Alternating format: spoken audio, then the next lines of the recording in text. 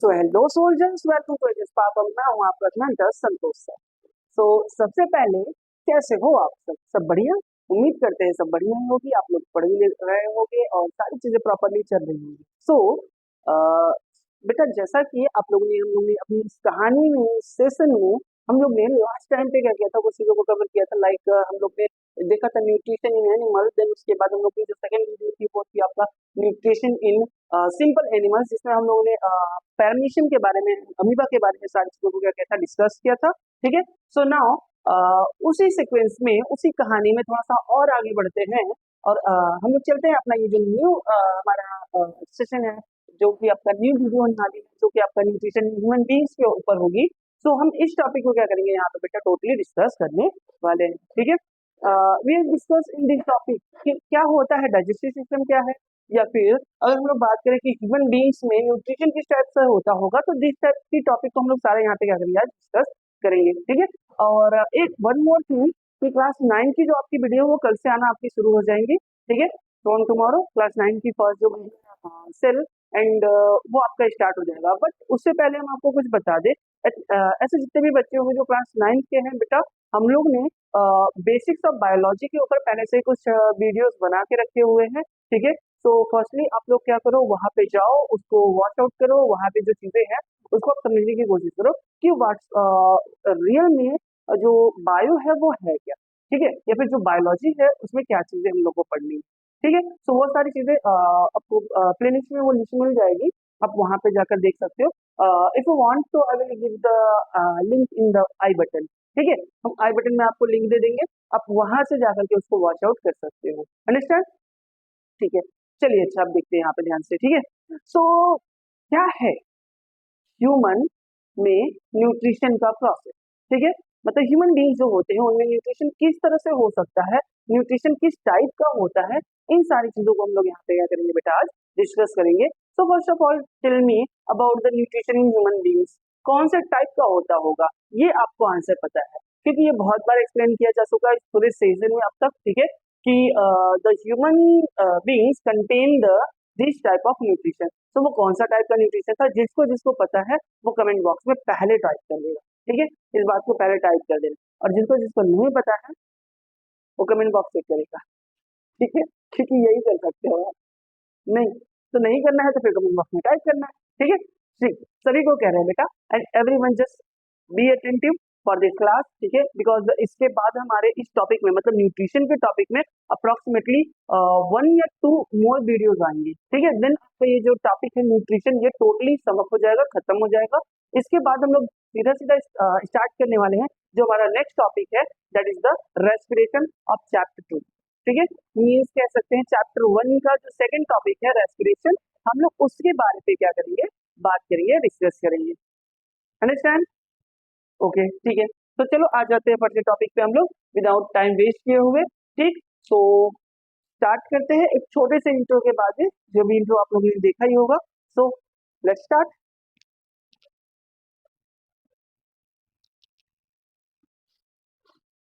सो ठीक है, आगे हम लोग अपने टॉपिक पे देखिए। पहला टॉपिक कहाँ से स्टार्ट होता है, हम लोग बात कर रहे हैं न्यूट्रिशन इन ह्यूमन बीइंग्स के बारे में। सो देख सकते हो यहाँ पे एक फर्स्ट 3 छोटी सी चीज है जो कि यहाँ पे लिखा हुआ है स्क्रीन पे, आप समझने की कोशिश करो।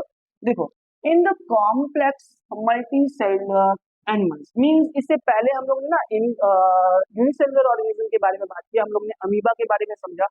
हम लोग ने ये समझने की कोशिश की कि पैरामीशियम में न्यूट्रिशन किस तरह से होता है। ये एक सिंगल सेल ऑर्गेनिज्म किस तरह से न्यूट्रिशन के होल प्रोसेस को परफॉर्म कर सकता है। ठीक है। This type of things are use, और कैसे वो परफॉर्म होते हैं, ये सारी चीजों को हम लोग यहाँ पे करके समझने की कोशिश की है। ठीक है। देन हम लोग अभी यहाँ पे बात करने वाले हैं क्या, कि जो मल्टी सेलुलर यानी कि जो कॉम्प्लेक्स ऑर्गेनिज्म होते हैं, जिनमें एक से ज्यादा सेल्स होती है, जिसमें ह्यूमन बींग्स भी आते हैं। ठीक है। हो ना आप लोग भी? ठीक है, बिल्कुल हो। ठीक है। सो आप लोग भी ह्यूमन बींग्स हो, आप लोग भी मल्टीसेलुलर ऑर्गेनिजम्स हो। सो दैट्स वाई, जिसमें हम लोग बात कर सकते हैं किसकी, ग्रास हॉपर्स की बात कर सकते हैं, फिशेस, फ्रॉग्स, ये सारे ऐसे जितने भी हो, ह्यूमन बींग्स इंक्लूडिंग। ठीक है। ये सारी ही चीजें आपकी कैसी हैं, इन सभी में जो प्रोसेस होते हैं न्यूट्रिशन का are performed by a combination of digestive organs. ठीक है। What means about the digestive organs? ठीक। हम लोग बात करेंगे इसके बारे में अभी इसके जस्ट टॉपिक के बारे में, ठीक है। सबसे पहले आप ये समझ लो, कहा ये गया है कि जितने भी मल्टी सेलुलर ऑर्गेनिज्म होंगे,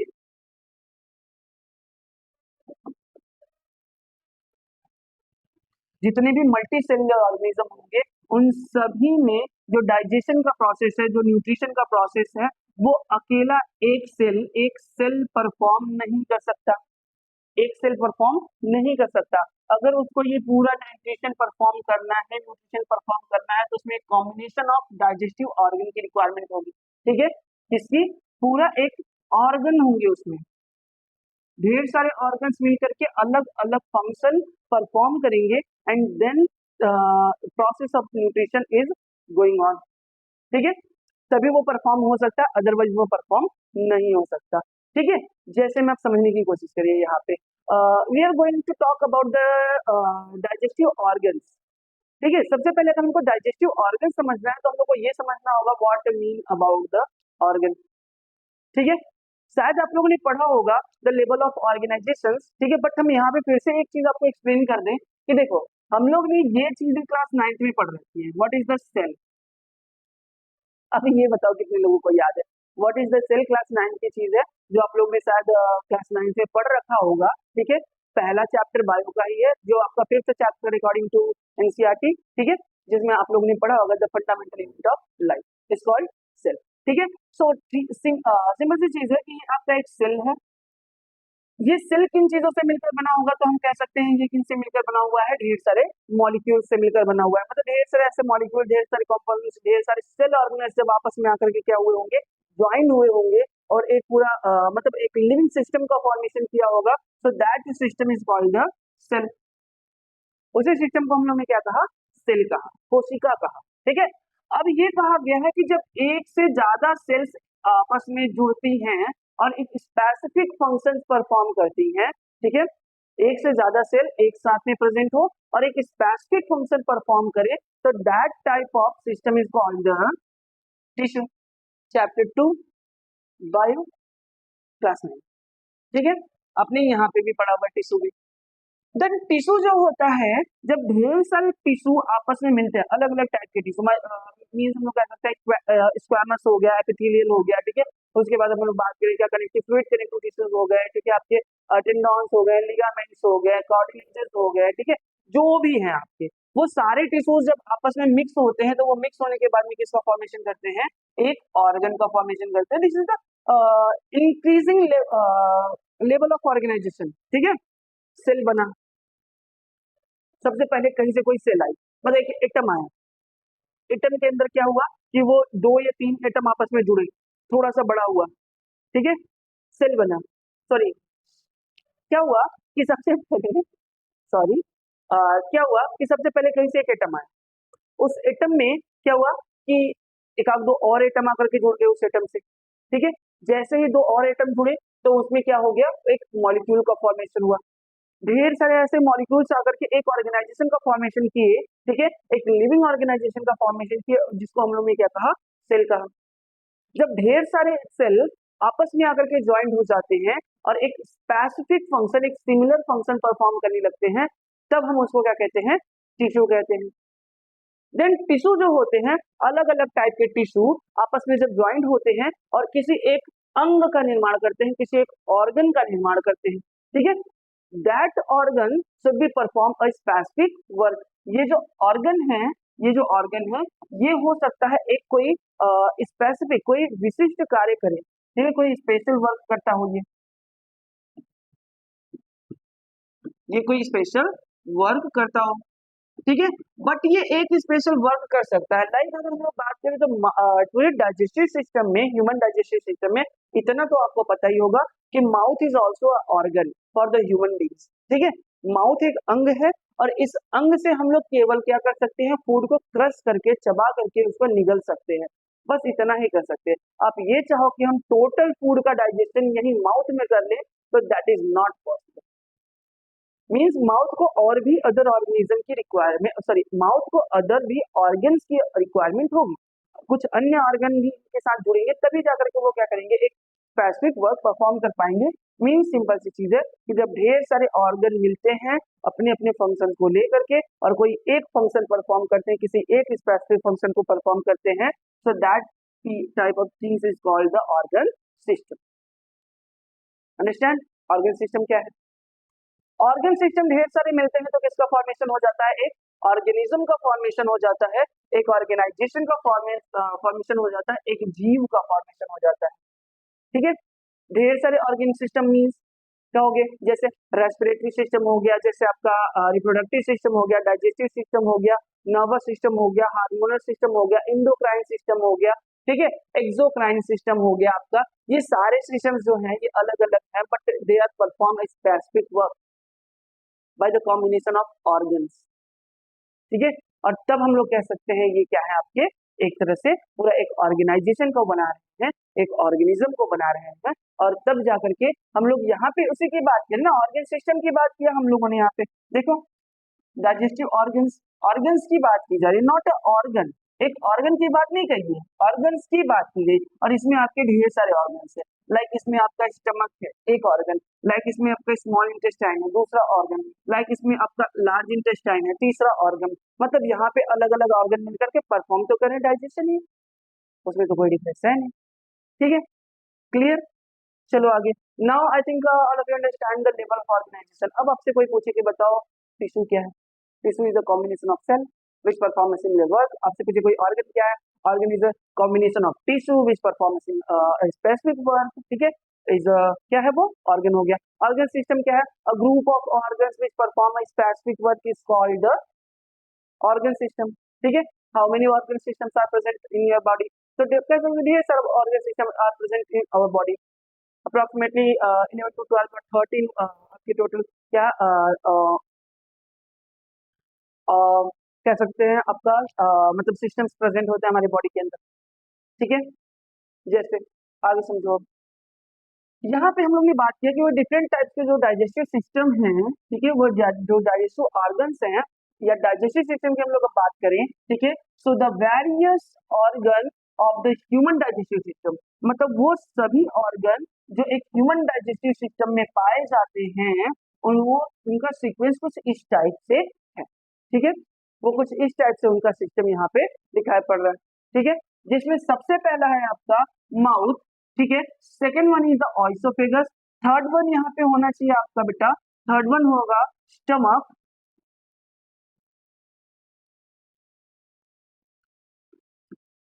stomach, third one is the stomach, fourth one is the small intestine and last one is the large intestine.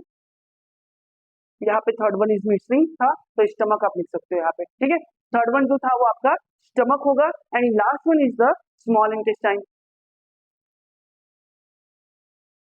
So now I think all of you understand this thing. मतलब ये वही organ है, mouth is a organ, ठीक है, oesophagus is a organ, small intestine is also a type of organ, stomach is also a type of organ and large intestine is also a type of organ, but they are perform a single work,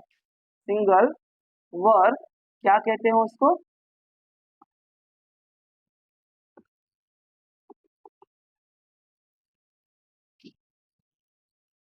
a single work, क्या कहते हैं उसको?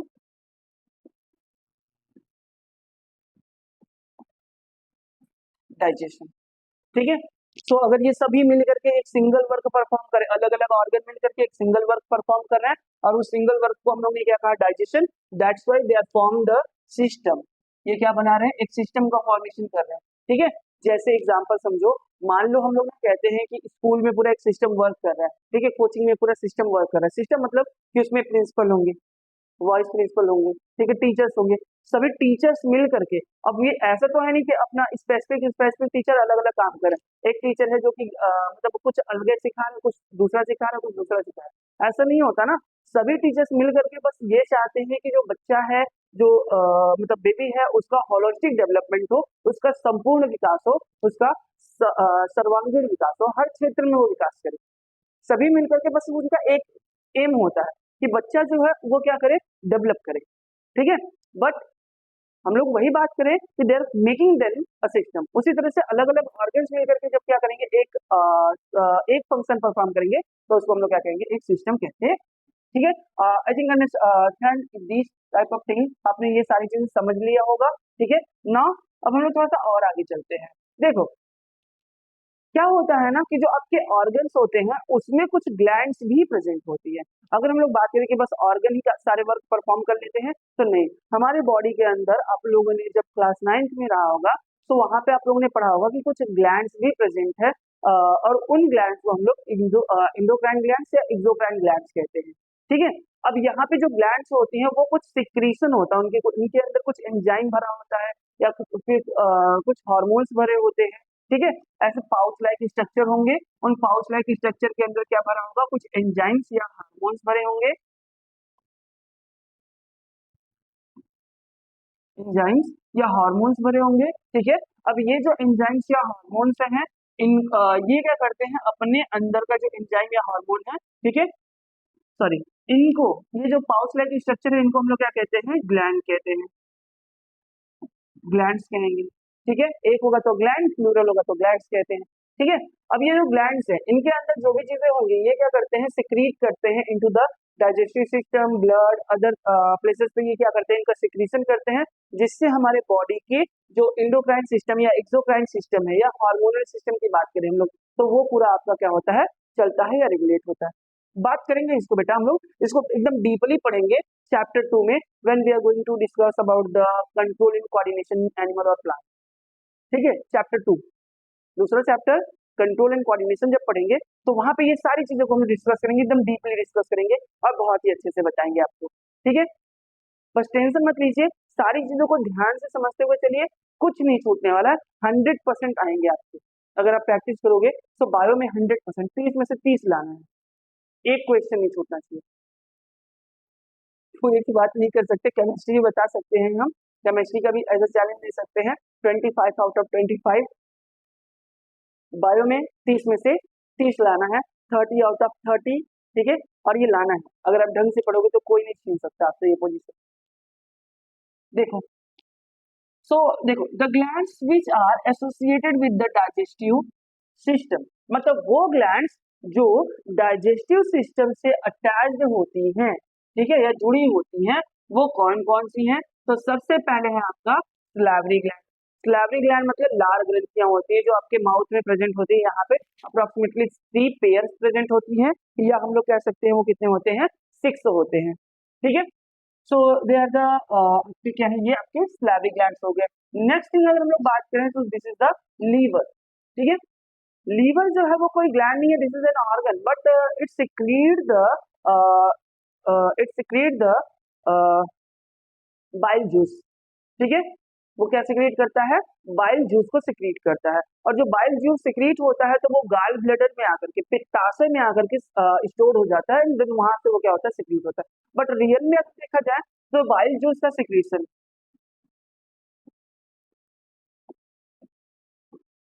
Bile juice का secretion कहाँ से होता है, liver से होता है। ठीक है, बाइल जूस का सिक्रीशन लीवर से होता है, और स्टोर कहाँ होता है, आकर के वो गाल ब्लैडर में स्टोर हो जाता है। बात करेंगे अभी आगे इसके ऊपर भी। ठीक है, देखो, नेक्स्ट जो है वो आपका एक ग्लैंड है जिसको हम लोग कह सकते हैं pancreas, leaf like structure present the beneath the stomach, मतलब स्टमक के ठीक नीचे एक पत्ती के समान संरचना पाई जाती है, जिसको हम लोग क्या कहते हैं, पैंक्रियाज कहते हैं, और जिसमें से पैंक्रियाटिक जूस क्या होता है, सिक्रीट होता है। ठीक है, कुछ और भी एंजाइम्स या कुछ और भी ऐसी चीजें हैं जो सिक्रीट की जाती हैं, but they are not secreted by the मतलब ग्लैंड्स के थ्रू नहीं, जिसमें अगर हम लोग बात करें तो आपका डाइजेस्टिव एंजाइम जो होता है, मतलब एक तरह से गैस्ट्रिक जूस की बात करें जो कि आपके स्टमक में सिक्रीट होता है।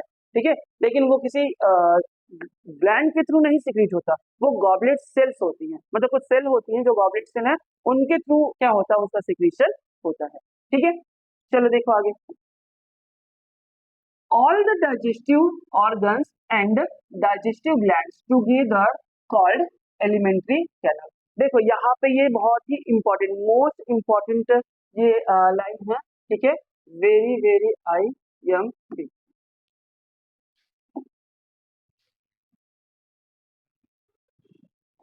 Very very important. ये बहुत इंपॉर्टेंट लाइन है, इसको आपको याद रखना है कि यहाँ पे बात की गई, अभी हम लोग ने बात किया कि these are the 5 organs are present into the digestive system. यहाँ पे लगभग 5 ऑर्गन है जो आपके डाइजेस्टिव सिस्टम में प्रेजेंट है। मीन्स जिसमें पहला था आपका माउथ, सेकंड था इसोफेगस, तीसरा है आपका स्टमक, चौथा है स्मॉल इंटेस्टाइन, पांचवा है आपका लार्ज इंटेस्टाइन। ये 5 हो गए आपके ऑर्गन, ठीक है। एंड ये 3 आपके सैलिवरी ग्लैंड, लीवर, देन उसके बाद बात की गई किसके, पैनक्रियाज ग्लैंड की, ठीक है। ये 3 ऐसे हैं और वो 5 5 और 3 कितने हो गए, 8। अगर हम इन टोटली सबको मिला ले, ठीक है, तब हम उनको क्या कहते हैं, एक अलग नाम देते हैं और वो नाम क्या होता है आपका, डाइजेस्टिव, सॉरी एलिमेंट्री कैनल, ठीक है। डाइजेस्टिव सिस्टम अलग है, डाइजेस्टिव ग्लैंड्स अलग है, बट हम जब दोनों को कॉमनली बात करें कि हम एक साथ में बोलना चाहिए कि पूरी चीजों की बात करें, पांचों चीजों, पांचों ऑर्गन्स की और तीनों ग्लैंड्स की, सबकी बात करें साथ में, सब हम उसको क्या कहते हैं, एलिमेंट्री कैनाल कहते हैं, ठीक है।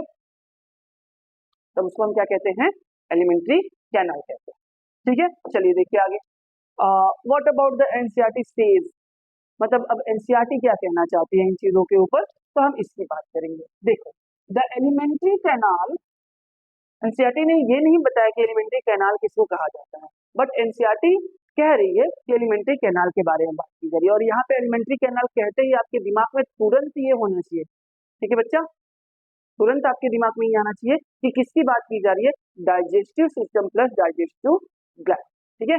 Digestive organ plus digestive gland, digestive organ plus digestive gland, ठीक है, दोनों के बारे में आपको भी कह रहे हैं। ऐसे गाल पे हाथ लगा करके वीडियो देखने से कुछ नहीं होता, ठीक है।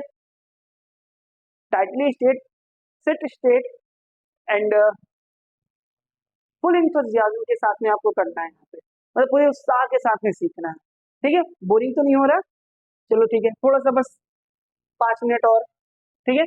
देख लो यहाँ पे, alimentary canal basically a long tube extending from mouth to anus, मतलब कहा गया है कि सिंपल सी बात की जा रही है कि जो आपका एलिमेंट्री कैनाल होता है वो एक लॉन्ग ट्यूब लाइक स्ट्रक्चर्स होता है जो कि माउथ से लेकर के ऐसे फैला होता है पूरा इस तरह से यहाँ पर, फिर उसके बाद यहाँ पे अंदर इस तरह से पूरा फैला होगा, ठीक है। देन यहाँ से ये एनस तक, इस रीजन को हम लोग क्या कहते हैं, एनस कहते हैं, ठीक है। और यहाँ पे आपका क्या है, माउथ है।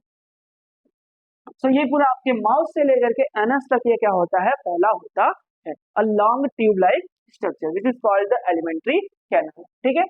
समझ में आ गया, क्लियर। आगे देख लो, we can see that the tube has different part, मतलब हम लोग ये आसानी से देख सकते हैं, यहाँ पे आप आसानी से इस चीज को समझ सकते हो कि इस ट्यूब में डिफरेंट पार्ट्स आपको एकदम आसानी से विजिबल है, आप देख सकते हो। जैसे माउथ से जब आप आओगे तो आपको एक वेरी थीन, एक बहुत ही पतली सी आपको ट्यूब लाइक स्ट्रक्चर यहाँ पे देखने को मिलेगा।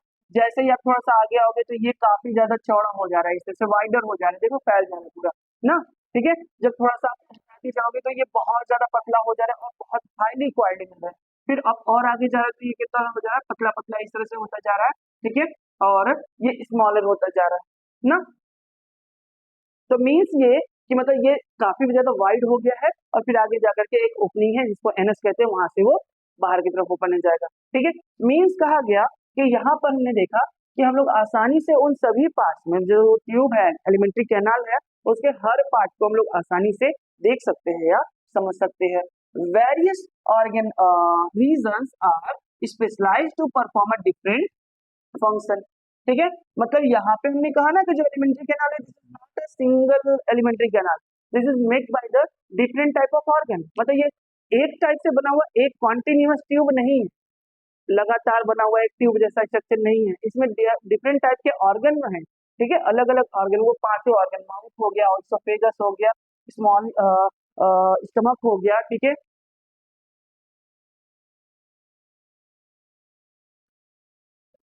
स्टमक हो गया, ठीक। स्टमक के बाद में हो गया आपका स्मॉल इंटेस्टाइन हो गया, लार्ज इंटेस्टाइन हो गया, ये पांचों आपके, ठीक है, माउथ, ये सभी ऑर्गन्स है यहाँ पे और ये सभी ऑर्गन्स आपके मतलब एग्जैक्टली यहाँ पे विजिबल है और हम इन सभी के बारे में यहाँ पे क्या करेंगे, बात करेंगे, और ये सभी अलग अलग फंक्शन परफॉर्म करते हैं।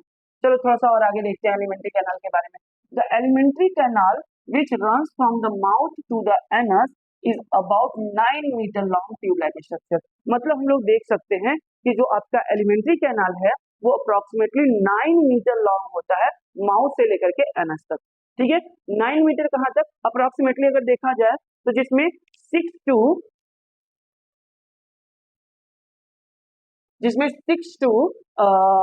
अगर हम लोग टोटली ऑल ओवर देख रहे हैं तो जिसमें 6 टू लेकर के 6.5 मीटर मीटर तक का आपका ओनली स्मॉल इंटेस्टाइन होता है।